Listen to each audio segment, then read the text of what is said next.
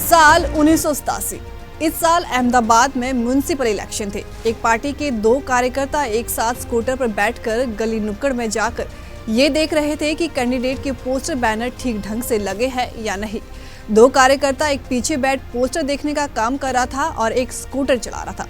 आखिर किसने सोचा था कि ऐसा भी वक्त आएगा जब स्कूटर पर साथ चल रहे ये दो कार्यकर्ता विश्व के सबसे बड़े लोकतांत्रिक देश के दो सबसे ताकतवर पद पर आसीन होंगे।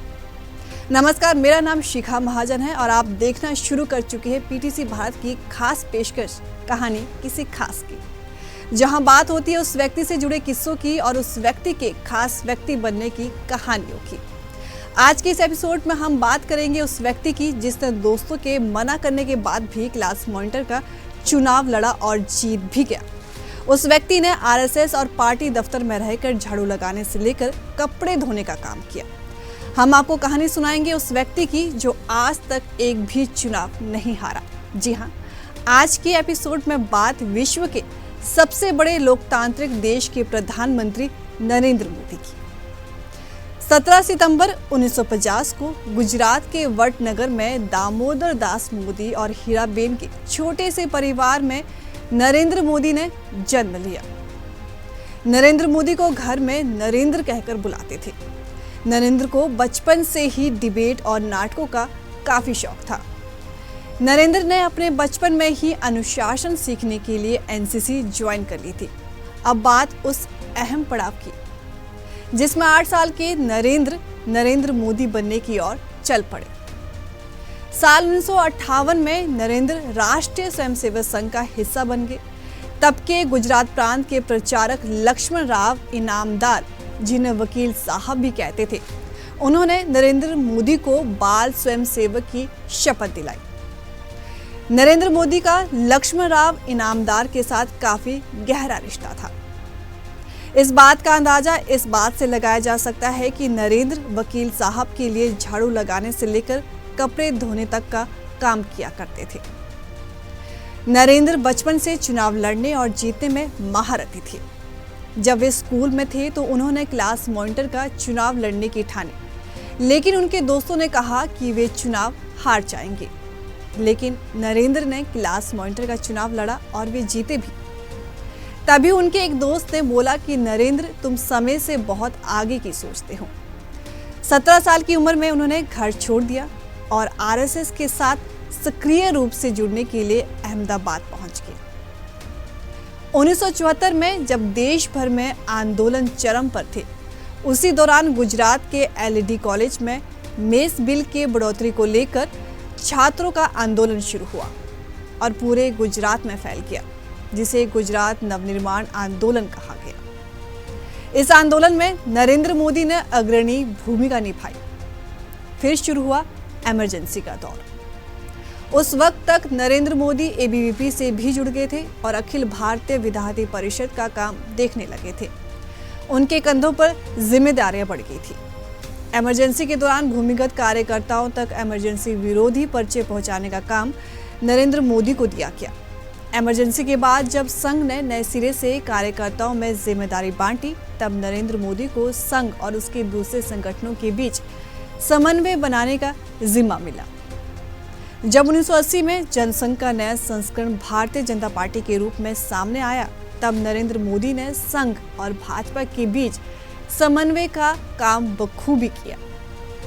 साल 1985 ये वही साल था जब नरेंद्र मोदी ने राजनीतिक दुनिया में कदम रखा और भाजपा के साथ जुड़ गए।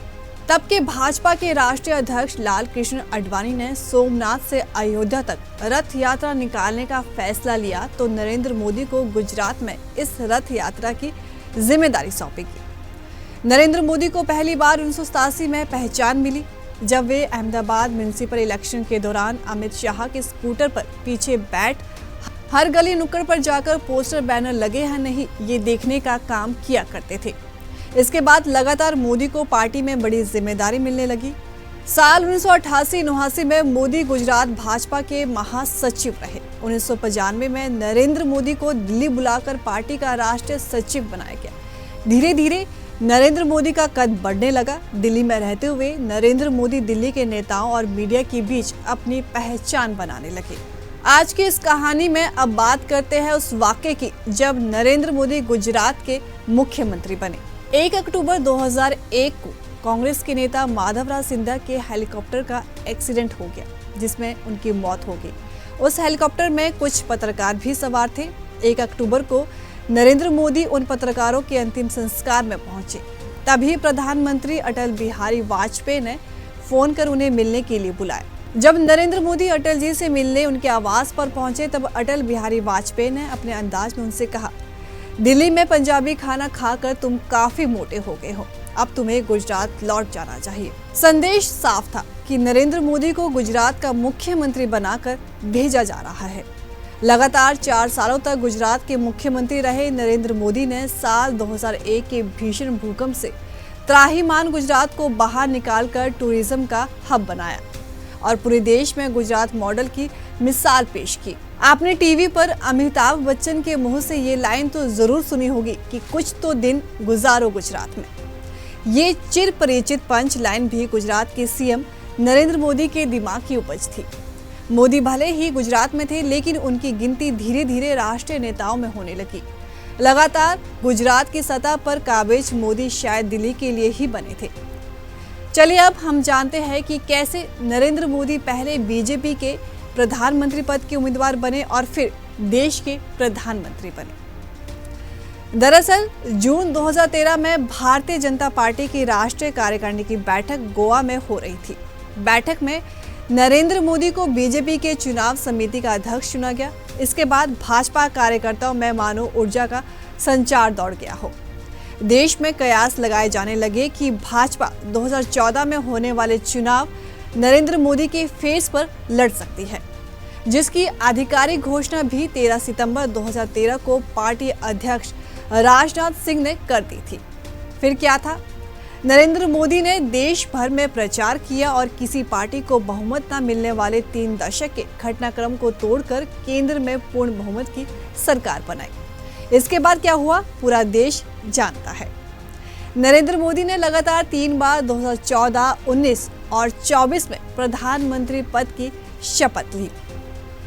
ये कहानी थी उस व्यक्ति की जिसने एक छोटे से कार्यकर्ता के रूप में अपने राजनीतिक पारी की शुरुआत की और देखते ही देखते वो व्यक्ति देश की सतह पर मजबूती से काबिज हो गया। वीडियो पूरा देखने के लिए आपका धन्यवाद। आप किस व्यक्ति की कहानी अगले एपिसोड में जानना चाहते हैं, हमें कमेंट बॉक्स में जरूर बताएं।